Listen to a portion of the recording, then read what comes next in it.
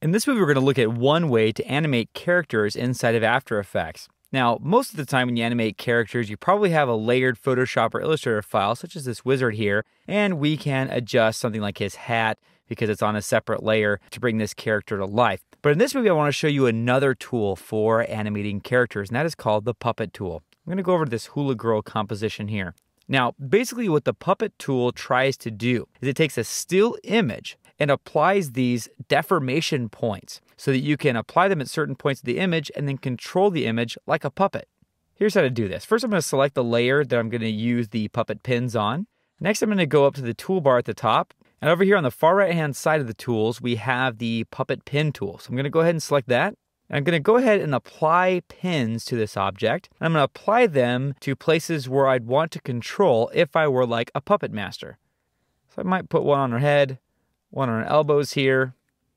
Now in this case, this is all one layer and the hands are basically attached to the head, so not much we could do there. If her hands were separate from her head, we'd probably put pins in her hands as well. Maybe one on her chest and one at the bottom of her torso.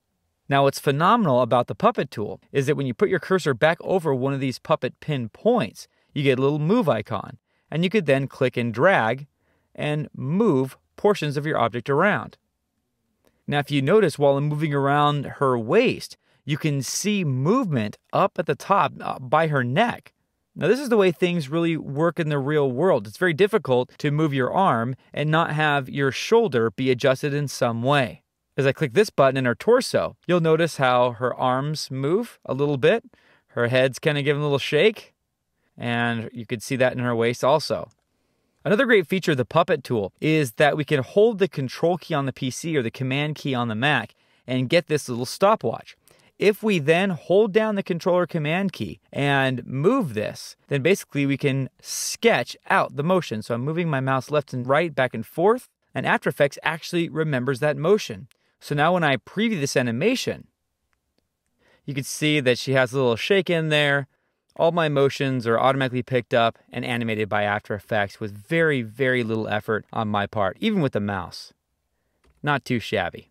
Now, for further exploration, if you hold down the mouse button, you can see there's additional tools, the Puppet Overlap tool, which controls how the different pieces of a mesh, or in other words, a layer that has the puppet pin applied, how a mesh will overlap itself, and also the Starch tool. So if there's pieces of your layer that are moving that shouldn't be, you can use the Puppet Starch tool pins to anchor them down.